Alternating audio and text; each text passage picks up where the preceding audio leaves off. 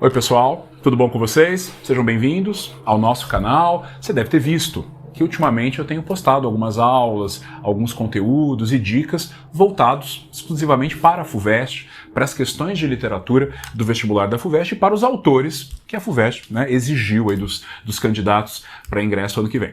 Só que agora eu quero começar uma conversa com você sobre outro vestibular muito importante para nós aqui do estado de São Paulo, mas também para quem é de fora do estado de São Paulo, que é o vestibular da Unicamp, uma universidade importantíssima, com um vestibular também bastante complexo, bastante desafiador e que no que diz respeito à literatura cobra outros autores e outras obras. E nessa conversa de hoje eu quero falar com você sobre um texto que consta da lista de leituras obrigatórias, mas que é um texto diferente, que é a Carta de Achamento do Brasil do Pero Vaz de Caminha, ou mais simplesmente, a Carta de Pero Vaz de Caminha. Um texto, em todos os sentidos, fundador, um texto escrito pelo escrivão, que acompanhou a Armada de Cabral, que chegou ao Brasil, a Porto Seguro, em 22 de abril de 1500, e que aqui, recém-chegado a esta terra que os portugueses haviam achado, para usar a expressão que se consagrou no título,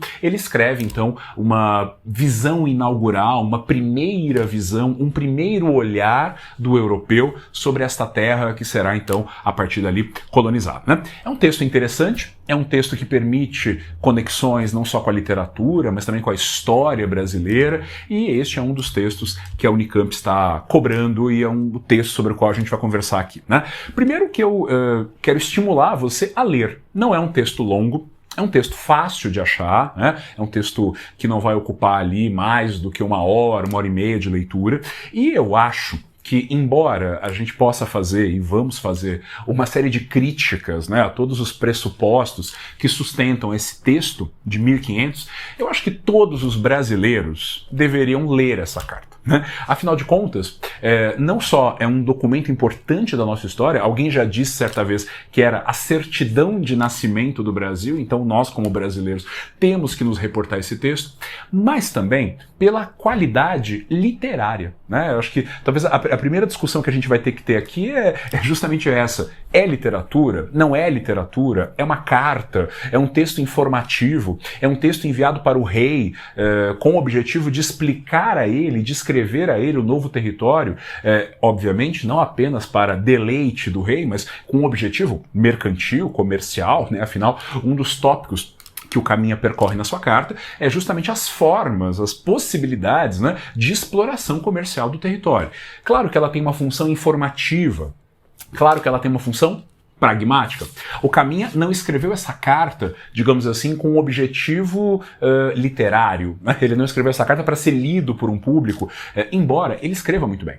Então, digamos, além do aspecto histórico, além de ser um documento, digamos assim, inaugural sobre nós, sobre o Brasil, é também um texto de alta qualidade literária, que se lê com muito prazer. O Caminha escrevia muito bem. Mas ainda um outro aspecto, que é o seguinte, imagine-se chegando ao Brasil em 1500, Quer dizer, imagina só como era a natureza, como deviam ser as praias, como devia ser essa terra, que o Caminha não vai ousar, quer dizer, não vai deixar de ousar comparar com o próprio paraíso bíblico, com o próprio Éden. Então me parece também emocionante essa aventura de poder olhar aquela terra ainda intocada pelo europeu junto com o Caminha e junto com os portugueses que aqui chegaram em abril de 1500. Mas não só, não só o olhar para a natureza deslumbrante, para o mar, para a praia, para as árvores, mas também o olhar para o indígena, para o habitante nativo, para o povo autóctone que de repente se viu ali surpreendido pela chegada de uma gente muito estranha, com barbas imensas e roupas pesadas, sem falar que eram pessoas um tanto quanto mal cheirosas, e que de repente desembarcaram daquelas esquadras e começaram, da visão dos portugueses, um processo de colonização. Da visão dos indígenas, o início de um genocídio. Então, esse duplo olhar sobre a nossa história é um olhar que a carta propicia. Então, eu primeiro convido você a ler, convido a você se apropriar desse texto, criticamente, claro, mas sem deixar também de se emocionar com essa visão do que era o Brasil. E mais do que isso, né, gente, das potências de um país, de uma natureza exuberante, de um povo maravilhoso, potências que não se cumpriram, né? Porque a nossa história nem sempre foi tão luminosa, assim, muito pelo contrário, ela foi bastante trágica, né? Sobretudo para os povos que aqui estavam, né? E que resistem e ainda estão. Então também em nome deles, a gente pode ler essa carta e se apropriar desse conteúdo, desse elemento que forma, né, de alguma maneira, a nossa nacionalidade e a nossa visão sobre quem nós somos, né?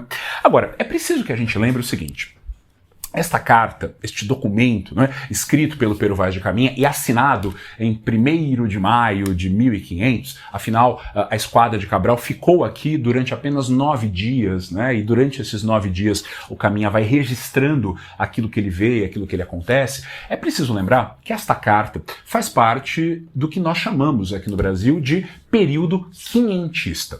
Ora, o quinhentismo é o nome que a crítica literária, que a historiografia literária deram para a produção literária, a produção que houve no território brasileiro durante o século XVI, ou seja, durante os anos de 1500.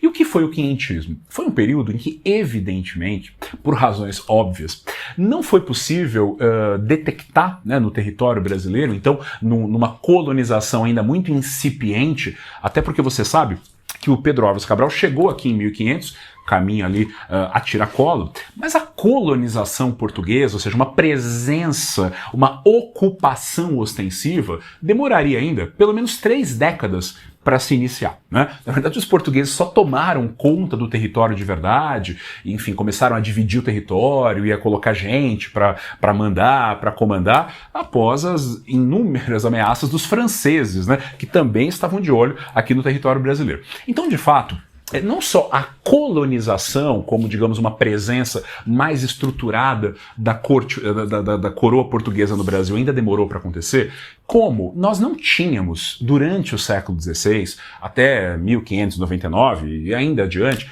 condições para que surgisse uma literatura no Brasil. Então daí eu volto àquela questão: a carta é literatura ou não é? Pertence à literatura brasileira ou não pertence? Bem, durante o século XVI, o que nós tivemos aqui no Brasil de produção escrita foi bastante tímido, né? Foi bastante tímido, até porque não havia editoras. Aliás, a primeira imprensa, a primeira tipografia permitida no Brasil só virá com Dom João VI em 1808, né? Eu acho que isso também explica um pouco da formação cultural e literária brasileira, né? Até 1808 era proibido, era absolutamente vedado que se imprimissem livros no Brasil.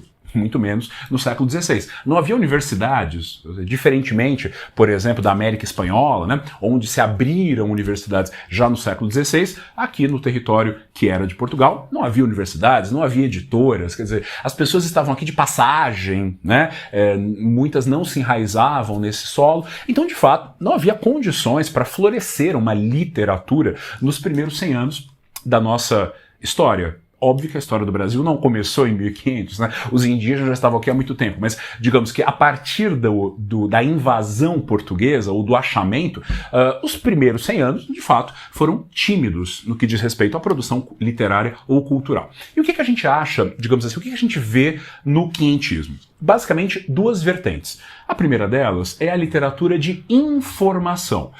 E a Carta do Caminha é o texto mais célebre. Ou seja, o que seria uma literatura de informação, um relato informativo? São textos que foram escritos por viajantes portugueses, mas não só, também franceses, alemães, enfim, viajantes europeus que passaram pelo Brasil durante o século XVI e deixaram aqui registros, relatos, crônicas e impressões. A Carta do Caminha, sem dúvida, é o texto mais famoso, mas não só.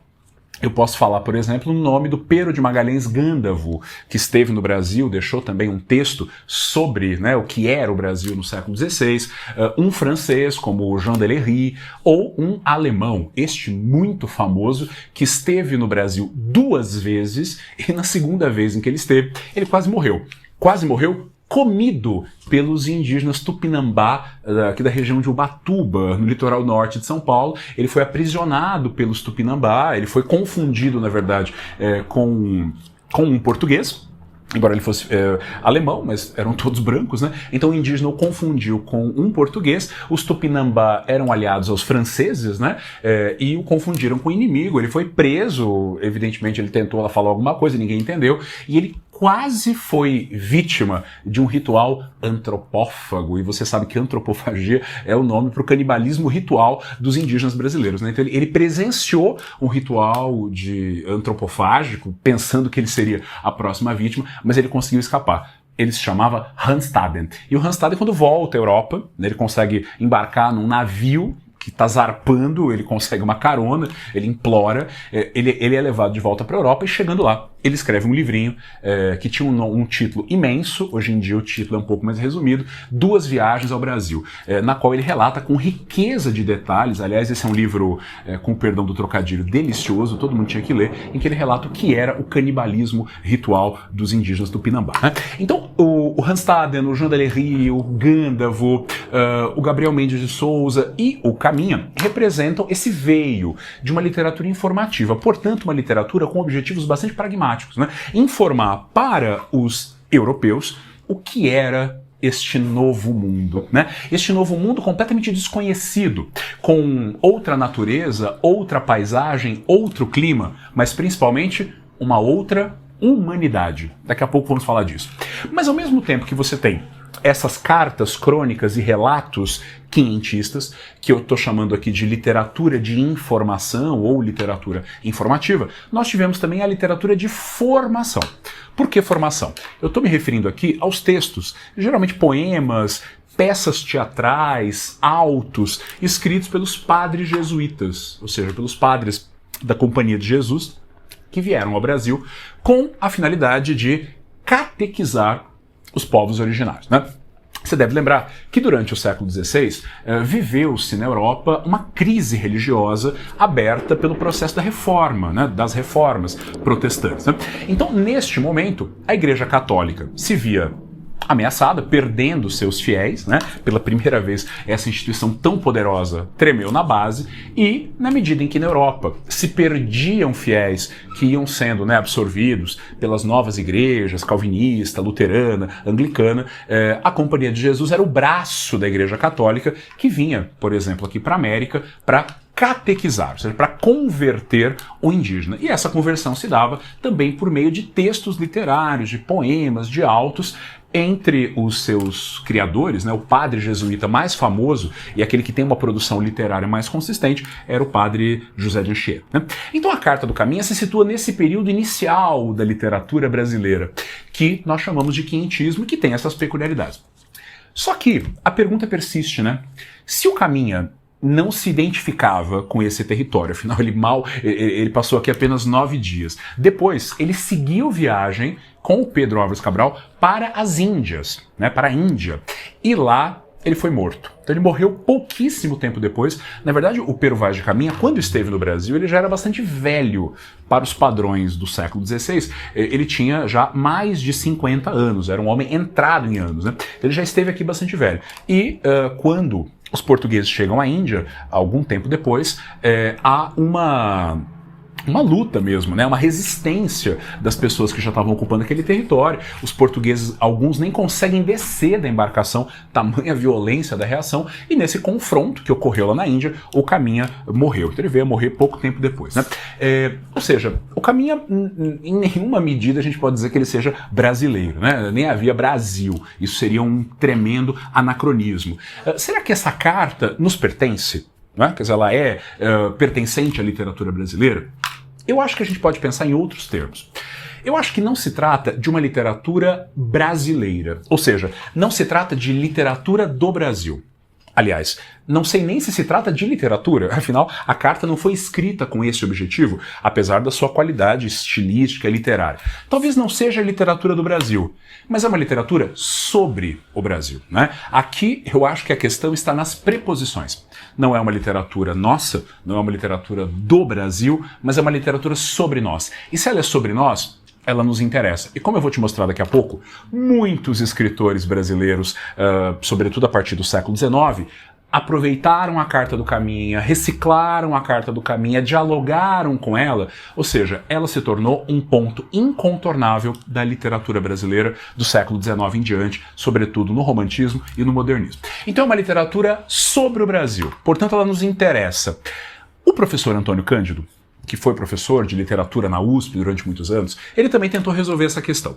E ele disse assim, que a literatura brasileira, ou seja, a literatura como um sistema em que há uma interação entre autores, obras e público, ou seja, autores vivendo no Brasil, escrevendo obras no Brasil e sendo obras que eram lidas pelo público brasileiro, essa configuração, que na visão do professor Antônio Cândido constituiria um sistema literário coeso, que se autoalimentava, enfim. Ou seja, a existência de um sistema literário com essa triangulação, autor brasileiro, público brasileiro e obra feita aqui, só seria conquistada já na segunda metade do século XVIII, no arcadismo, né? O Antônio Cândido vai localizar no arcadismo, também é um período em que havia grandes cidades, né? Aqui no canal tem um vídeo sobre o Maria de Dirceu, em que eu falo um pouco sobre isso também, né? Sobre essa configuração de Minas Gerais do século XVIII, mas também era um período em que os escritores desenvolveram pela primeira vez e de forma, né, bastante explícita um sentimento nativista, né, um sentimento de pertencimento à terra, tanto é que são autores que vão dar conta aí da Inconfidência Mineira, né, de uma tentativa de um processo de independência em relação a Portugal e etc. Né? Então, para o Antônio Cândido, até metade do século XVIII ainda não há um sistema literário constituído.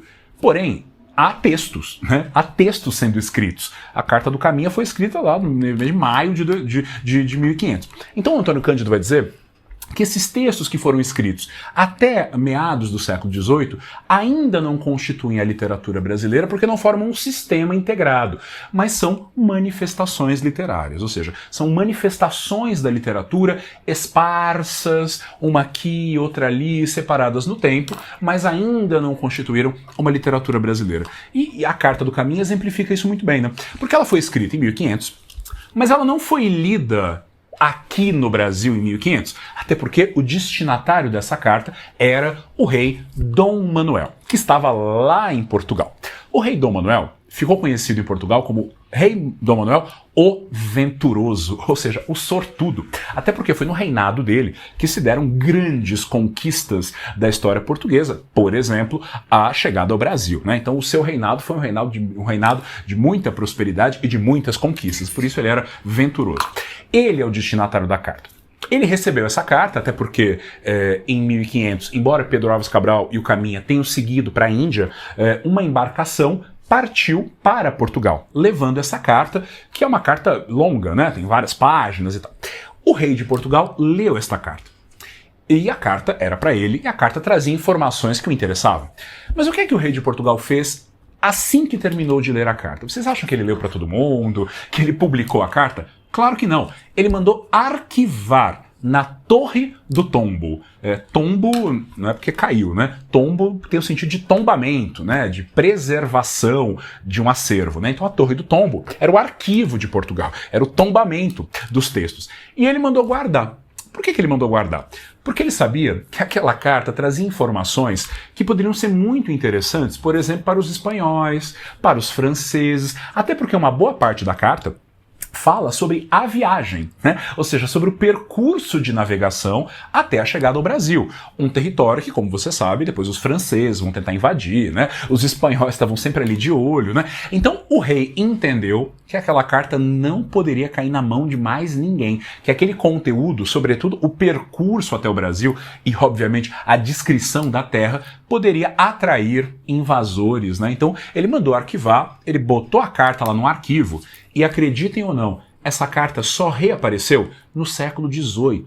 Ou seja, ela passou mais de 300 anos incógnita, né? Ela foi então redescoberta nesse acervo, né? A Torre do Tombo lá em Lisboa, e no Brasil ela foi publicada pela primeira vez em 1817. Então, pensando aqui na teoria do Antônio Cândido, né, jamais a carta poderia pertencer à literatura brasileira se ela só foi lida pelo público 3 séculos depois. Mas quando ela foi publicada no Brasil, e aí ela recebeu várias publicações e vários estudos, nós já estávamos começando a viver, logo mais, né, começaríamos a viver o romantismo brasileiro. E você sabe que o movimento romântico foi, né, em qualquer lugar do mundo, mas no Brasil, indiscutivelmente, nacionalista. Afinal, uma das prerrogativas do romantismo era a afirmação da peculiaridade local, da cor local, né, das culturas nacionais, do folclore nacional, ou seja, o romantismo sempre teve essa pegada nacionalista, sobretudo no momento em que o Brasil se tornava independente de Portugal.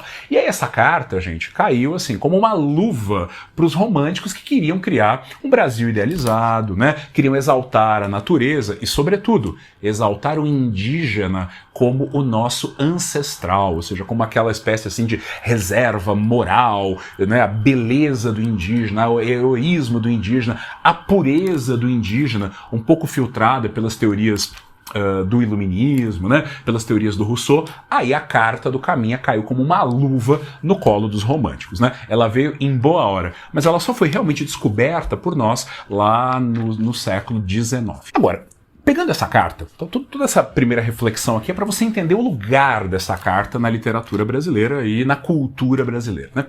Há muitos pontos de interesse, e pensando na Unicamp, aí pensando na tradição desse vestibular, né? É um vestibular sempre muito inteligente, né? Com perguntas muito bem elaboradas, é um vestibular que realmente quer selecionar muito bem os seus futuros alunos. A gente precisa olhar essa carta com olhos críticos. Né? Se a gente está se preparando para o vestibular da Unicamp, ela não vai querer simplesmente que você reproduza o que está na carta, né? Ou o que aconteceu antes, o que aconteceu depois. Na verdade, ela vai querer que você olhe essa carta, entenda a importância, entenda o que ela significou nesse processo que eu estou contando aqui, né? De construção de uma literatura e de uma identidade, mas que você saiba olhá-la com algum distanciamento, né? Até porque talvez o ponto mais interessante para nós hoje, além da descrição da terra, da intensa adjetivação, né, da riqueza, da percepção, do olhar do Caminha sobre o território, é essa, digamos assim, essa novidade que representou para o século XVI a descoberta de um novo mundo e, como se acreditava, de um novo homem, né? De um novo ser humano. Só para você ter uma noção, havia um cara lá no século XVI chamado Cardano, um italiano, que chegou a afirmar certa vez que os indígenas da América, eles nasciam por geração espontânea, eles nasciam de decomposição de matéria morta, né? Depois outro cara, o Paracelso, dizia que os indígenas eram descendentes de gnomos. Eles não faziam parte da humanidade, eles não eram descendentes de Adão e Eva. Ou seja, havia toda uma discussão em torno da natureza deste ser humano, ou melhor, nem sei se todos os consideravam verdadeiramente humanos, né? Que eram os povos originários da América, né? Quer dizer, talvez para a cabeça de um europeu do século XVI, era muito difícil lidar com a diferença, né? Com a diferença cultural, com a diferença religiosa, né? Ou seja, lidar com a diferença foi talvez um dos assuntos, né, mais interessantes e um dos tópicos mais interessantes que aparecem na Carta do Caminha e que aparecem também em outros relatos, né? E eu acho que, como uma forma de você entender também como isso era uma questão, né, para os grandes escritores, para os grandes pensadores, eu quero citar aqui um dos filósofos mais interessantes do Renascimento, um filósofo francês, um grande pensador, um grande sujeito, que na segunda metade do século XVI se debruçou sobre esse tema, sobre os indígenas brasileiros. Ele se chamava Michel de Montaigne. O Michel de Montaigne é autor de um livro belíssimo chamado Ensaios, né? Os Essais de Montaigne. E um dos ensaios que Montaigne escreve no século XVI é sobre os indígenas do Brasil. Aliás, ele conheceu, porque 3 indígenas tupinambá foram levados à corte do rei Carlos na França, porque os nobres franceses tinham muita curiosidade de ver um indígena de perto, né? Quase como se fosse uma espécie de um zoológico, né? Que, obviamente, os desumanizava.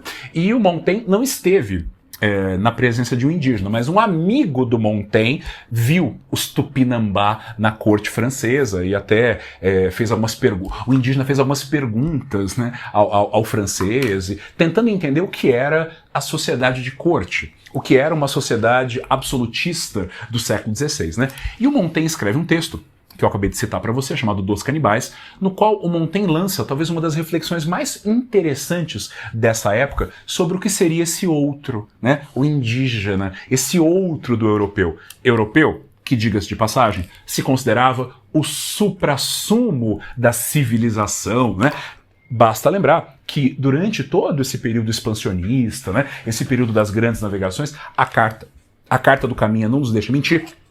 Um dos propósitos falados, né, alardeados, é que as navegações tinham como propósito levar a civilização a esses povos selvagens, né, a esses povos bárbaros, silvícolas, aqueles que não conhecem a religião verdadeira, né? Aqueles que são desprovidos de cultura, desprovidos de ordem, ou, como disse um dos viajantes portugueses que esteve aqui no Brasil, o Gandalf escrevendo sobre os indígenas brasileiros, ele disse certa vez: na língua do indígena não há a letra F, não há o som de F, portanto, eles não têm nem fé, nem F, nem L, nem R. Ele diz que ele não identificou os sons de F, L e R, donde ele conclui, né, absolutamente, de forma completamente ignorante, que o indígena não sabe o que é fé, não sabe o que é lei, não sabe o que é rei, né? Quer dizer, ele não sabe o que é a verdadeira fé, ele não tem ordem e também não há, digamos, a noção de hierarquia ou de poder. E, embora, né, essa visão do outro, essa diferença não fosse compreendida, até porque a visão era eurocêntrica, né? Nós, europeus, somos o cerne da civilização, nós, os europeus, somos o ápice da civilização e vamos levar a civilização e vamos levar a verdadeira religião, a verdadeira cultura para esses povos selvagens, né, do outro lado do oceano. E o Michel de Montaigne, que era francês e que vivia na corte francesa, depois de ouvir histórias sobre o indígena que lá esteve, né, e dizem que esses indígenas, né, andaram lá pela França e eles perguntavam coisas do tipo: por que aqui as pessoas passam fome? Por que vocês não dão alimento para essas pessoas que estão na rua? Né? Depois o indígena teria dito assim: essas pessoas que moram na rua, por que elas não entram nas casas e não incendeiam as casas dos outros? Né? Ele fez algumas perguntas um tanto quanto provocativas, né? Quer dizer, por que existe pobreza? Perguntas coisas que são naturalizadas, né? O indígena traz um olhar diferente, né? O olhar de quem não entende por que um igual a ele passaria fome. Aqui no Brasil nem o indígena passava fome, né? Tudo era de todo mundo, não havia propriedade privada. E aí o Montaigne diz assim: engraçado, porque nós chamamos os indígenas brasileiros de selvagens porque eles comem carne humana, porque eles são canibais. Mas, na verdade, eles fazem isso só de vez em quando. E faz parte de um ritual, faz parte de um código cultural nem um pouco selvagem. E nós, europeus, que mandamos as pessoas vivas para a fogueira na Inquisição. Por que nós somos mais evoluídos do que eles? Por que nós somos mais evoluídos do que eles se aqui as pessoas passam fome e lá na terra deles todo mundo come, todo mundo passa bem e ninguém é dono da terra, a terra é de todo mundo, né? Então o Michel de Montaigne, no século XVI, ele rompe com essa perspectiva eurocêntrica e coloca o indígena sob outro olhar, né? Quer dizer, talvez não exista bárbaro e civilizado, que depende ao ponto de vista, né? E talvez o europeu não fosse tão civilizado quanto se julgava, né? Mas aqui no Brasil, a história foi bem outra, né? Até porque essa Carta do Caminha, e hoje a gente tem, felizmente, né, nós temos grandes escritores indígenas, enfim, que têm falado, né, que têm se tornado intelectuais públicos. A gente pode pensar aqui em nomes como Ailton Krenak, que é uma liderança indígena interessantíssima, intelectual, professor, né? O Davi Kopenaua também, com o seu livro A Queda do Céu. Quer dizer, esses intelectuais indígenas hoje fazem a gente voltar, né, para este período e entender que a chegada do europeu e essa percepção da diferença, né, do choque cultural, representou para os povos nativos o fim do mundo tal como eles conheciam, né? O início de séculos e séculos de sofrimento. que ainda não acabaram, né? Basta a gente abrir os jornais para a gente perceber que os direitos indígenas ainda estão sob assédio, né? Que a terra dos indígenas ainda está em disputa, que os direitos básicos de existência, de saúde dos nossos indígenas ainda não está plenamente assegurada, e nós estamos em 2023, nós não estamos, né, em 1500. Bem, agora, pensando em alguns aspectos, eu vou destacar aqui, claro que é uma carta, né? Não se trata de uma narrativa, uma história ficcional, mas é um relato, mas eu vou destacar alguns pontos que eu acho que são válidos para você pensar, sobretudo para o vestibular, o que é que o vestibular poderia cobrar, que relações ele poderia propor, né? Primeiro que é o seguinte, essa carta do Caminha, como eu disse, ela ficou arquivada durante mais de 3 séculos, né? Mas outros relatos foram lidos durante essa época. Por exemplo, existe um texto que não se sabe onde está a versão em português. Essa versão, quer dizer, o texto em português é o texto original, na verdade. O texto original em português desapareceu, ninguém sabe onde está. Nós temos acesso à tradução em italiano, que circulou a Europa durante o século XVI, de um texto chamado Relato do Piloto Anônimo, né? Ou Relação do Piloto Anônimo, mas relação no sentido de relato, né? O que é isso? É um texto de um navegante que estava na armada do Cabral, né, que estava com o Pero Vaz de Caminha e que também registrou as suas impressões de viagem e que também registrou as suas impressões do território e que depois seguiu até a Índia e continuou escrevendo. Então ele foi além do Caminha, né? Não se sabe quem é o autor. Por isso, anônimo, né? E não se sabe onde está a versão em português, porque o que circulou, né, entre os intelectuais europeus foi a versão italiana, mas ela também colaborou, né, para a construção desse imaginário, dessa terra nova, dessa terra brasileira, que para os europeus era algo completamente novo e diferente. Nós temos também um outro texto que marcou muito a mentalidade dos europeus no século XVI, que é um texto famoso do Américo Vespúcio, navegador, que depois vai dar nome ao continente, né, um texto dele chamado Mundo Novo. E outros, e outros, e outros, né? Por exemplo, esse livro do Hans Staden, que também criou todo um imaginário da bestialidade, da antropofagia, dos índios comedores de carne humana, né? O Caminha, ele tem um olhar um pouco mais simpático para o indígena, né? Se a gente for olhar outros textos da mesma época, alguns são bastante preconceituosos, bastante eurocêntricos. O Caminha, convenhamos, ele tem um certo olhar simpático para esse indígena que o recebe, para esses indígenas que os recebem lá na Bahia, né, quando os portugueses chegam. E aqui é um ponto que eu acho que para o qual você deveria prestar atenção. A carta o tempo inteiro faz a gente acreditar, e talvez seja verdade mesmo, que a recepção que os portugueses tiveram dos povos nativos foi uma recepção extremamente cordial. Ou seja, os nativos foram bastante tranquilos, bastante hospitaleiros, bastante calorosos ao receber os portugueses, né? Isso criou na literatura brasileira, na cultura brasileira, toda uma espécie assim de imaginário de que esse encontro teria sido um encontro pacífico, né? Quer dizer, pode ser que o primeiro contato de fato não tenha sido um contato animoso, né? Não foi um contato ali violento. Mas se a gente for olhar, por exemplo, a literatura brasileira do século XIX, o José de Alencar, com seu romance Iracema, no qual ele também figura, né, o encontro do nativo com o europeu, isso vai repercutir, né, essa ideia de que foi um encontro calmo, pacífico e tal. E a Carta do Caminha colabora para isso. Porque o Caminha vai nos mostrar que os indígenas não se mostraram, não se opuseram à chegada desses portugueses, até porque, para eles, os portugueses também eram diferentes, né? Também havia ali uma diferença a ser contemplada e a ser medida. Não é à toa que o Caminha, em certa altura da carta, ele diz uma coisa muito interessante, né? Ele diz que os indígenas foram se misturando aos portugueses, né? E tem uma hora que ele diz assim, que alguns indígenas dançavam com os nossos, né? Os portugueses, numa grande festa. E o Caminha conclui, de modo que eles são mais nossos amigos do que nós amigos deles. Essa frase é ótima, né? Eles são mais nossos amigos do que nós somos amigos deles. Ou seja, os indígenas recebem os portugueses com festa.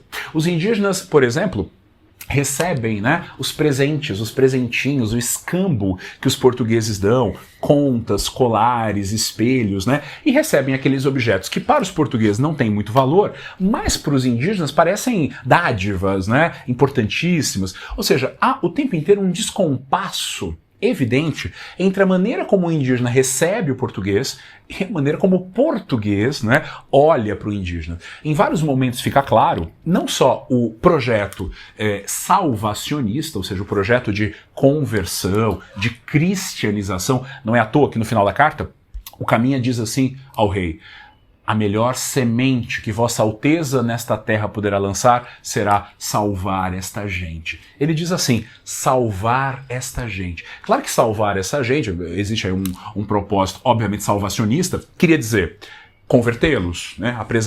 Apresentar-lhes a verdadeira religião.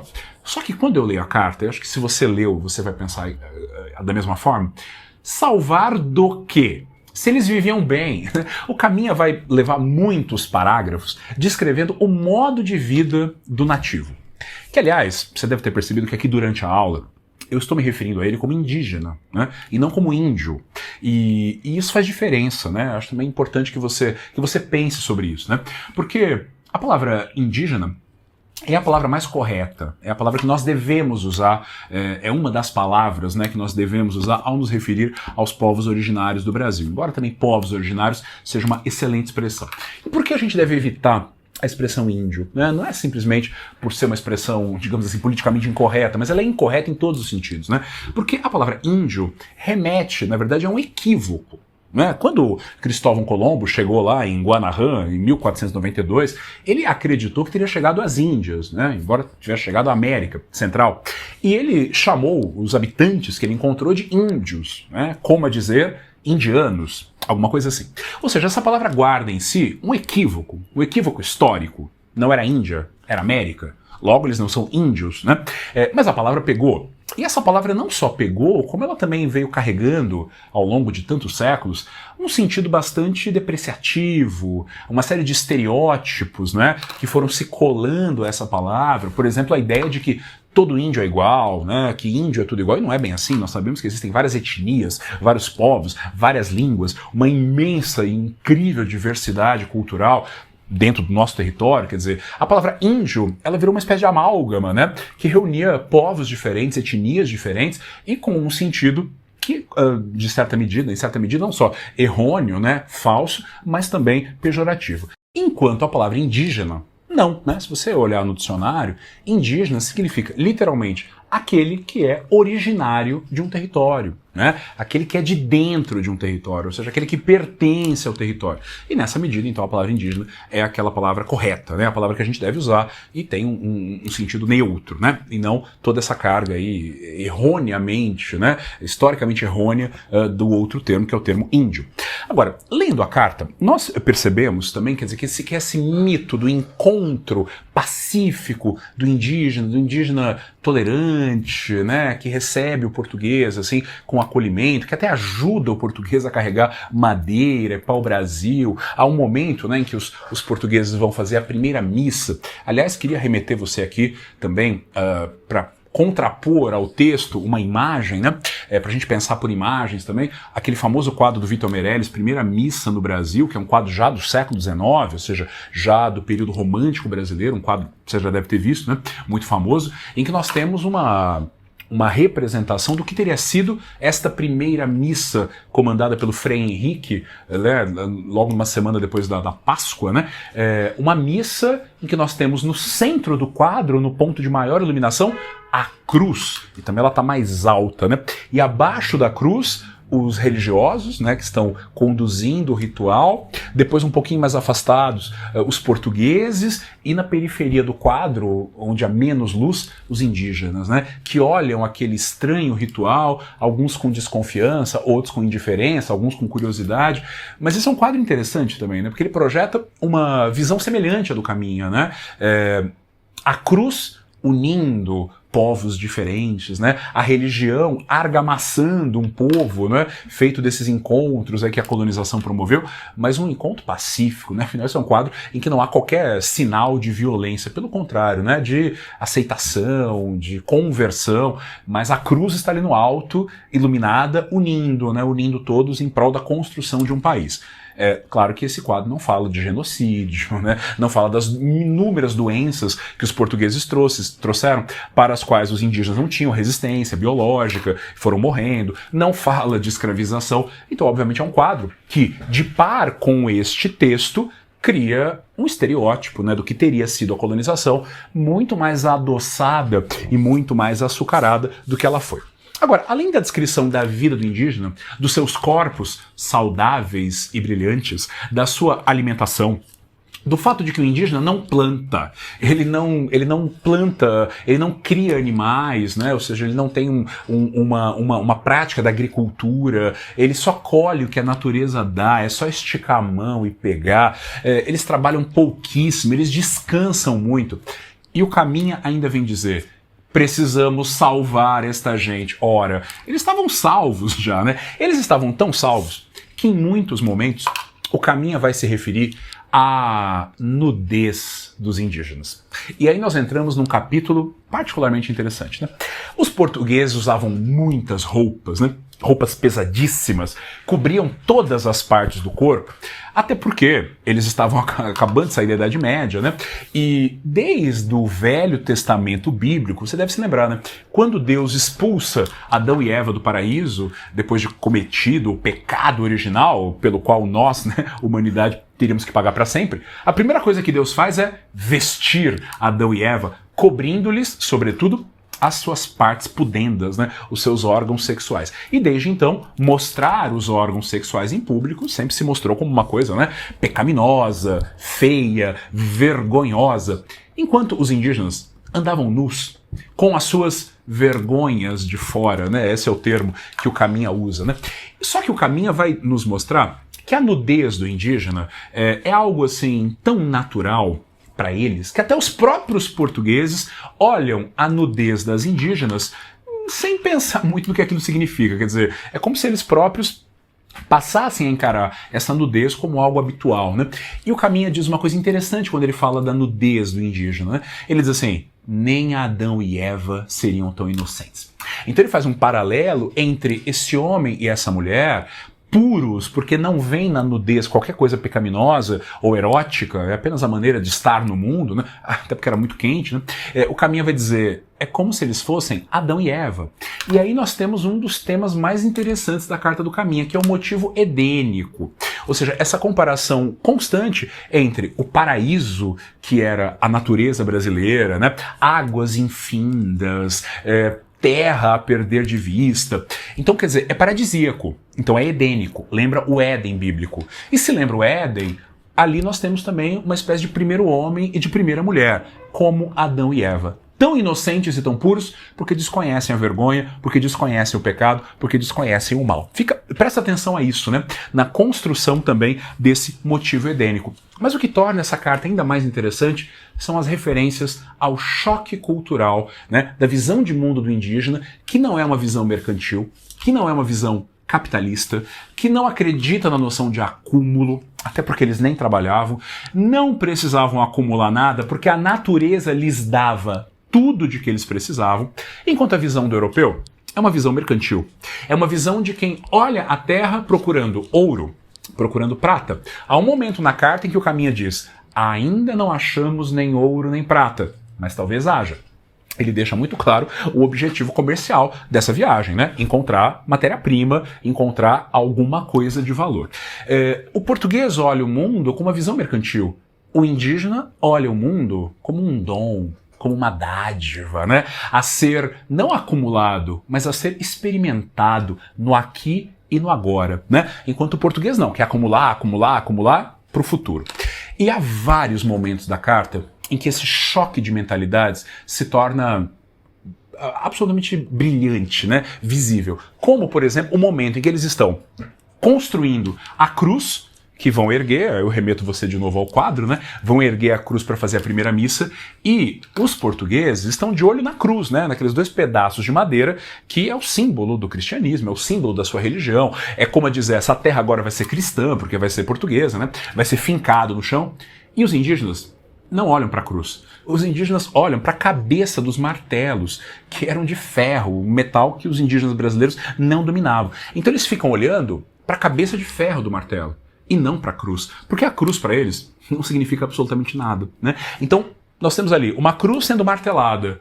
O português olha uma coisa, o indígena olha outra, né? É uma completa impossibilidade de juntar pontos de vista diferentes. Não é à toa que o outro momento interessantíssimo da carta é quando uma espécie de um ancião indígena, uma espécie de líder ou xamã, se aproxima do Pedro Álvares Cabral e começa a falar alguma coisa de forma muito solene, na língua indígena, né? E o Pedro Álvares Cabral não entende. E o Caminha diz, é porque estávamos perto da praia e o barulho do mar nos impedia de ouvir. Interessante essa imagem, né? Há um ruído. Que aqui, claro, é o ruído das linguagens diferentes, né? Mas é o ruído do mar, é o ruído das ondas que impede que o português compreenda o indígena e que o indígena compreenda o português. Convenhamos, essas incompreensões, né, que a Carta do Caminha nos apresenta, elas estão até hoje, né, na cultura, na sociedade brasileira, né? Talvez a gente ainda esteja, tem um barulho, talvez seja o barulho das ondas do Caminha, mas a sociedade ainda tem uma dificuldade de ouvir o indígena, né? E ouvir o que ele tem para dizer. Há um outro momento interessantíssimo em que o Pedro Álvares Cabral está sentado numa cadeira e os tripulantes estão sentados no chão. O que é um denotativo da hierarquia, né? Ele é o chefe, os outros estão abaixo dele, então os outros sentam no chão, ele está sempre acima.